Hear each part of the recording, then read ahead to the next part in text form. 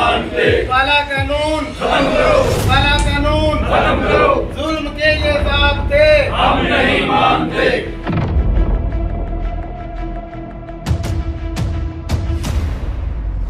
कुछ अर्सा पहले मैंने आपको देखा था, बड़ा हंसमुख चेहरा, बड़े खिलखिलाते हुए और बड़ी अच्छी ड्रेसिंग में होते थे। तो आज आपकी दाढ़ी माशाल्लाह सफ़ेद और बाल बिखरे हुए, ड्रेसिंग क्या मामला है? फवस्ता रह शजर से उम्मीदें बहार रख। तो वैसे भी कहते हैं कि टीचर जो है मायूस नहीं होता। हम कौमें बनाने वाले लोग हैं। कौम कैसे बनती है?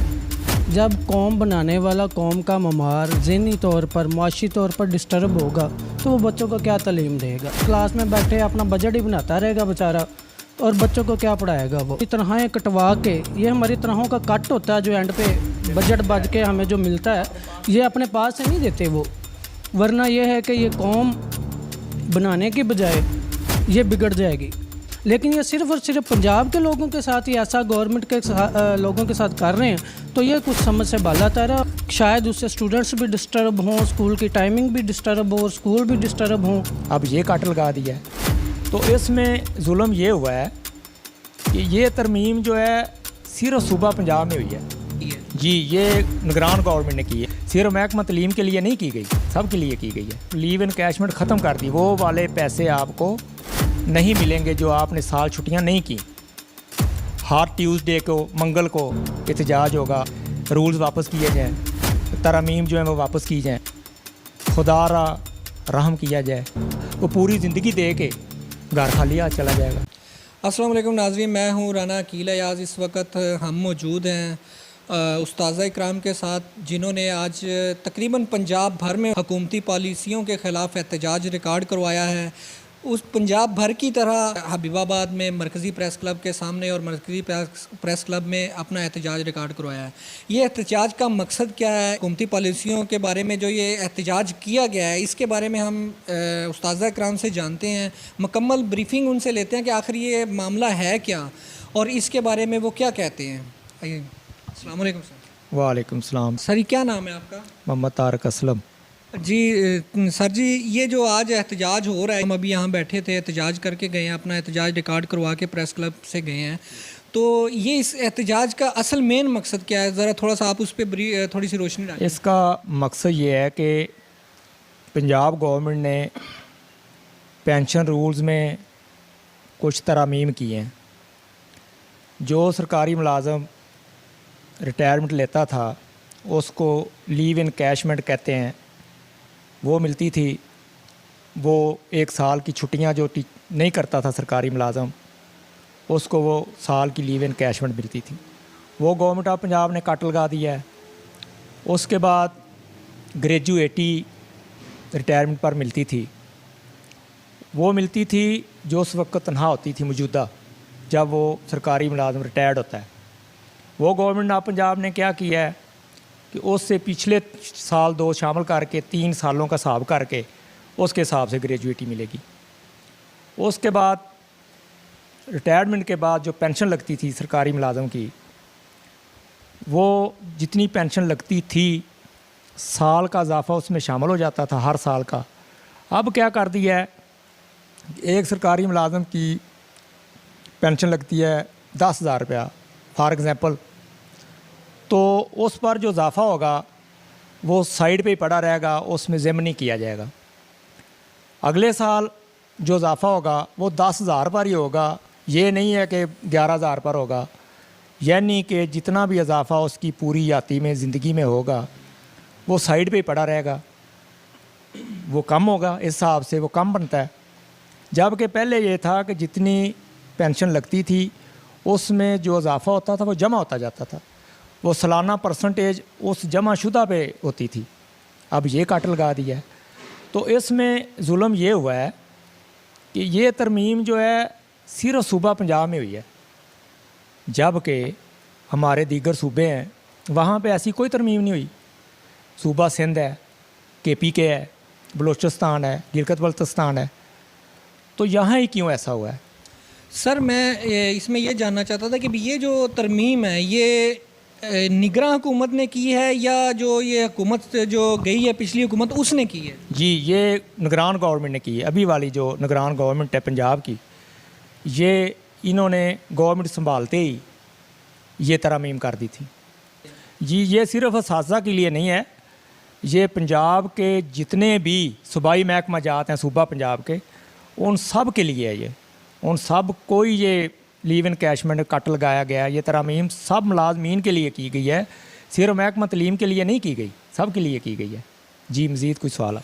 तो इसमें जो एक चीज़ मैं और जानना चाहता था, जो एक लास्ट जो आखिरी साल जो छुट्टियों का होता था एक किसी भी सरकारी मुलाजम के लिए कि वो आखिरी साल छुट्टियां ले लेता था या कर लेता था, और या उसके मद में जो उनको जो बेनिफिट मिलता था, उस हवाले से भी जो ये सुनने में आ रहा है वो क्या चीज़ है? जी वो उसको लीव इनकैशमेंट कहते हैं ना, वो 1 साल का बनता है लीव इनकैशमेंट। तो वो उस वक्त जो तनख्वाह ले रहा होता है सरकारी मुलाजम, उसको 1 साल के 12 मंथ पे ज़रब देते हैं उनके साथ, तो वो वाले पैसे बनते हैं। ये जो पहले 1 साल की जो छुट्टियां होती थी, ये जो एक 25 साल की सर्विस है एग्जाम्पल के तौर पे, ये उससे बाहर होती थी या उसके अंदर होती थी? नहीं, ये उसमें शामिल होती हैं।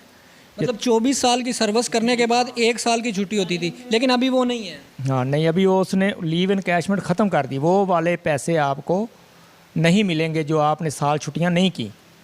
तो ये जो आज एहतजाज हुआ है, ये एहतजाज किस पैमाने पे हुआ है? इसमें मतलब टोटली पंजाब की तंजीमें इसमें मुलव्वस हैं या सिर्फ ये उस्ताज़ा की तंजीमें इसमें मतलब ये पार्टिसिपेट कर रही हैं? दूसरा इसी के साथ हमारा ये सवाल है कि ये जो इस वक्त जो तंजीमें हैं जितनी भी, वो एक ही प्लेटफार्म पे है या वो बटी हुई हैं? जी जितनी भी तंजीमें हैं एक ही प्लेटफार्म पे हैं। इसमें एपका, ऑल पाकिस्तान क्लर्क एसोसिएशन शामिल है, पंजाब टीचर यूनियन शामिल है, और जितने भी सरकारी महकमे हैं उनका एक प्लेटफार्म बना है अगीगा, all Pakistan grand employees association के नाम से। उसके तहत ये पूरे पंजाब में प्रोटेस्ट हो रहा है आज का। इसमें डिवीज़न की सतह पर तकसीम किया गया इसको। आज जो है रावलपिंडी डिवीज़न में एहतजाज था, तो उनके एहतजाज के साथ साथ हर ज़िला में भी एहतजाज था। उसके बाद मकामी सतह पर भी एहतजाज था, स्याह पट्टियाँ बांध कर स्कूलों में। साजा ने ये नहीं कि पढ़ाया नहीं है, साजा ने अपने तदरीसी फ़रज़ उसी तरह ही अंजाम दिए हैं। ब्रेक में एहतजाज किया है, आफ्टर स्कूल टाइम एहतजाज किया है। ऐसा नहीं है कि साजा ने पढ़ाया नहीं है। साजा ने आपस में बैठ के ये फ़ैसला किया कि हमने स्कूल बंद नहीं करने, हमने बच्चों को उसी तरह पढ़ाना है जैसे रोज़ पढ़ाते हैं। जी बिल्कुल, हमने वो देखा है कि भी उस्ताज़ा कराम जब एहतजाज के लिए आए थे तो उन्होंने मैं थोड़ा सा मुख्तसर सा टाइम दिया है, क्योंकि उन्होंने कहा हमने जाके क्लासें लेनी है और हमने आपको इसीलिए रोका कि भी आप हमें थोड़ा सा इसके बारे में ब्रीफ कर दें। तो अच्छा, इसमें जो एक चीज़ और ये आती है कि जो इस वक्त जो आपकी तंजीमें जो ये एहतजाज कर रही हैं, इनके साथ कोई गवर्नमेंट से कोई बात कर रही है, किसी लेवल पे उनसे कोई बातचीत हुई है या अभी नहीं कोई? जी अभी तक बिल्कुल भी नहीं। ये एहतजाज आज से स्टार्ट हुआ है, तो इसका एक शेड्यूल बना हुआ है। हर ट्यूसडे को, मंगल को एहतजाज होगा। उसके बाद आगे अक्टूबर का मंथ आ रहा है, फिर नवंबर आ रहा है। इसी तरह आगे आगे पूरा शेड्यूल है, ये चलता जाएगा। डिवीज़न की सतह पर पहले होंगे, फिर इसको पूरे पंजाब लेवल पे भी बाकायदा प्रोटेस्ट किया जाएगा। तो जिसका जो मरकज़ होगा वो इंशाल्लाह लाहौर सिटी होगा।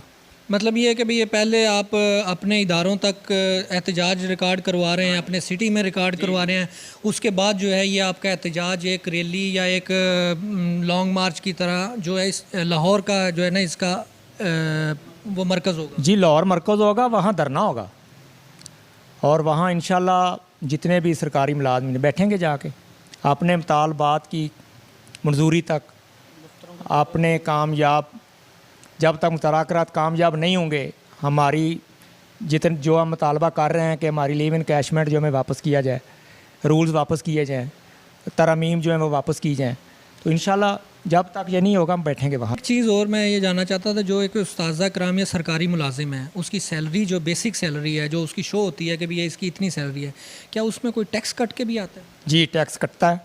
कितने %? अब जो सरकारी मुलाजिम है ना, वो तो बाज़ार से माचिस की डिबिया भी ख़रीदता है ना, उस पर भी जो टैक्स हो वो भी अदा करता है, और अपनी तनख्वाह से भी वो टैक्स कटता है उसका। वो आप लगा लें साहब के स्केल वाइज है।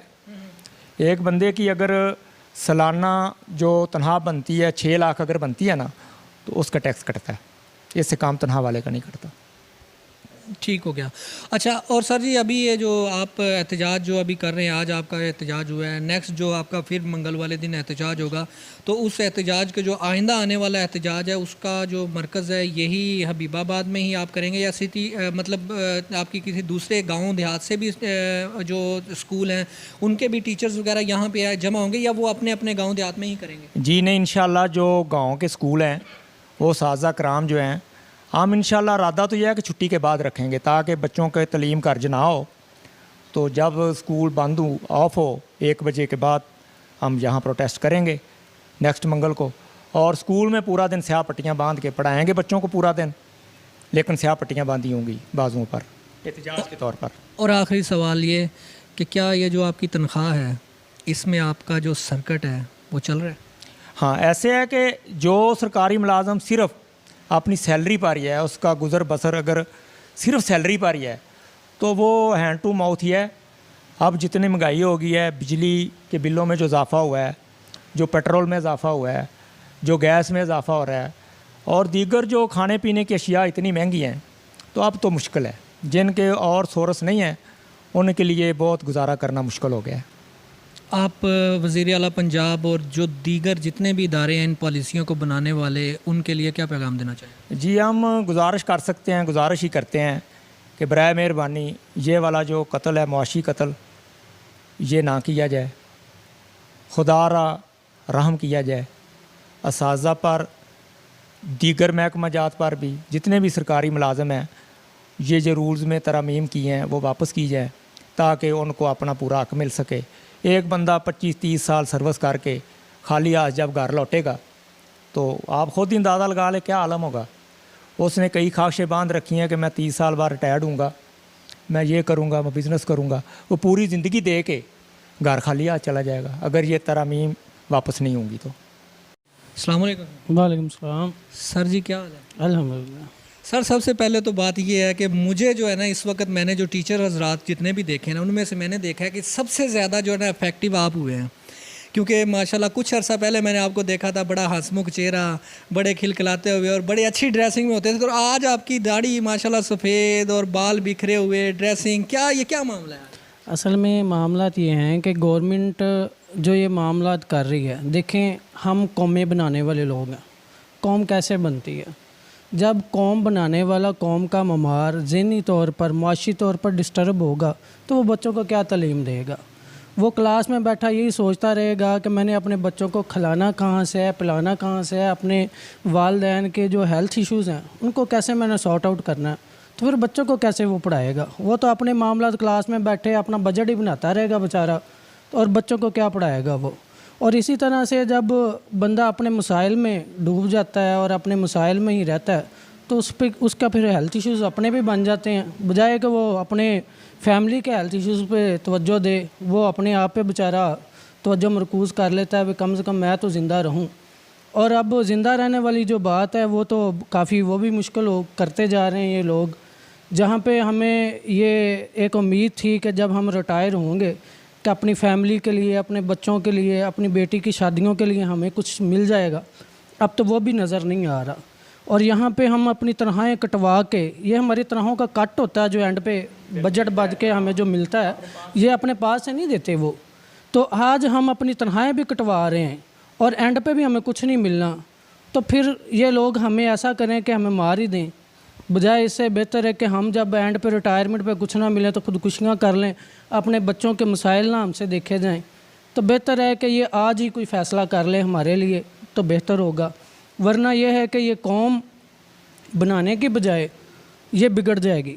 क्योंकि मैं ये नहीं कह रहा कि हम बिगाड़ेंगे, ये हमारे हालात हैं जो उन पर असरअंदाज होंगे हमारे स्टूडेंट्स पे, और वो फिर माशरा भी ख़राब होगा। आपको तकरीबन इस फील्ड में आए हुए कितने साल हो गए? मेरी 2017 की अपॉइंटमेंट है, तकरीबन 6 साल हो गए हैं इधर। अच्छा, इस 6 साल के इस अरसे में और इससे पिछला जो आपका एक स्टूडेंट की जो लाइफ आपकी गुजरी है, इसमें मेरे नज़र में मैंने जो अपना वक्त देखा तो मैंने उस्ताद इकराम को कभी भी हबीबाबाद में एहतजाज करते नहीं देखा। लेकिन आज पहली बार देखा है। तो क्या आपकी नज़र में ऐसा कुछ वाक़या पहले गुजरा है कि जाज के लिए या ऐसे अपने हकूक़ के लिए निकले हों या उनको इतनी परेशानी हुई हो? असल में पहले जो मामलात होते थे ना, जितने भी ये गवर्नमेंट एम्प्लॉइज़ थे, ये होते थे मुल्की सतह पे। हम कह लेना कि इसमें फेडरल गवर्नमेंट के जो मुलाजम थे वो भी शामिल होते थे, अपना केपी के भी, सिंध के भी, बलूचिस्तान के भी। असल में मामला ये है कि अभी सिर्फ़ और सिर्फ पंजाब के ही टीचर्स या दूसरे जो गवर्नमेंट मुलाजम हैं उनके साथ सतीली माँ जैसा क्यों सलूक किया जा रहा है? क्या हम इस मुल्क के बाशिंदे नहीं हैं? क्या हम इस पंजाब में रहते हुए इस मुल्क की खिदमत नहीं कर रहे, इस सूबे की खिदमत नहीं कर रहे? क्या हम में कोई कमी या कोताही देखी है इन्होंने कि हम दूसरे सूबों के साथ कंपेयर नहीं कर पा रहे या उनके साथ compete नहीं कर पा रहे, हम कुछ रिज़ल्ट नहीं दे रहे, या हम काम में कोई कमी कोताही है हमारे में, जो ये लोग सिर्फ़ और सिर्फ हमें ही टारगेट किए हुए हैं? अगर आप लोगों ने करना है तो फेडरल के जितने भी गवर्नमेंट के अदारे हैं उनके साथ हमें मिला के करें, फिर हमें भी कुछ समझ आए भी ये लोग माशी तौर पे डिस्टर्ब हैं, जिसकी वजह से हमें भी वो डिस्टर्बेंस बेयर करनी पड़ेगी। लेकिन ये सिर्फ़ और सिर्फ पंजाब के लोगों के साथ ही ऐसा गवर्नमेंट के लोगों के साथ कर रहे हैं, तो ये कुछ समझ से बालातर है और हमें जितना हो सके हम अपना एहतजाज रिकॉर्ड करवाएंगे। और रही टीचर्स की बात, हम पूरी कोशिश कर रहे हैं कि हम अपने स्टूडेंट्स का जो टाइम है उन्हें पूरा दें, लेकिन अगर ये बात नहीं मानेंगे हम मजबूर हो जाएंगे कोई ऐसा लाया है अमल बनाने पे फिर शायद उससे स्टूडेंट्स भी डिस्टर्ब हों, स्कूल की टाइमिंग भी डिस्टर्ब हो और स्कूल भी डिस्टर्ब हों। लेकिन मैं उम्मीद करता हूँ गवर्नमेंट इससे पहले ये सोच लेगी कि और कोई ना कोई हल इंशाल्लाह इसका ज़रूर अच्छा निकल आएगा। अच्छा सर जी, मैं एक सवाल आपसे पूछना चाह रहा था कि मैंने आपको पिछले सालों में बड़ी एक स्ट्रगल करते हुए स्कूल के लिए देखा है। आपके स्कूल के अंदर कमरे नहीं हैं और जो 2 कमरे बने हुए हैं वो भी 4-4 फुट गहरे कमरे हैं, जैसे कि पता नहीं किस ज़माना कदीम से बने हुए हैं। उस पे आप काफ़ी एफ़र्ट कर रहे थे, तो वो बात कहाँ तक पहुँची है? अल्हम्दुलिल्लाह वो पवस्ता रह शजर से उम्मीदें बहार रख, तो वैसे भी कहते हैं कि टीचर जो है मायूस नहीं होता। मैं अभी भी उम्मीद रखे हुए हूँ कि इंशाल्लाह वहाँ पे ज़रूर बहार आएगी और उन तालिब इल्मों को एक कमरा या छत ज़रूर मिलेगी जहाँ वो बैठ के इंशाल्लाह तालीम हासिल करेंगे। जब तक मैं उधर एक एज़ अ हेड हूँ मैं इंशाल्लाह कोशिश करता रहूँगा। मैंने तकरीबन हर फोरम पे कोशिश की है, तहरीरी तौर पे भी की है, ज़बानी तौर पे भी, जितने भी कंटेक्ट्स थे आप लोगों के तवस्सुत से भी मैं उन तक पहुँचा हूँ और ख़ुद इनफरादी तौर पे भी मैं मुलाकात हुई है दोस्तों से, इधर जितने भी हैं, जितने सियासी हैं, दूसरे समाजी हैं लोगों से, और उम्मीद है कि कुछ ना कुछ बन जाएगा। अब दोबारा फिर हम स्टार्ट कर रहे हैं कैंपेन को और आप लोगों से भी रिक्वेस्ट है कि आप लोग सारे उस कैंपेन का हिस्सा बने और इंशाल्लाह ताला हम स्कूल को फिर निखारेंगे और संवारेंगे और बच्चों के लिए उसे एक बेहतरीन माहौल बनाएंगे उनके लिए। जी शुक्रिया जी। नाज़रीन, अभी आपने मौक़िफ़ सुना और ये भी देखा है कि वो इस इशू की वजह से बहुत परेशान है। हुकूमती पॉलिसियों ने तो उनका बिल्कुल ही जीना मुश्किल कर दिया है।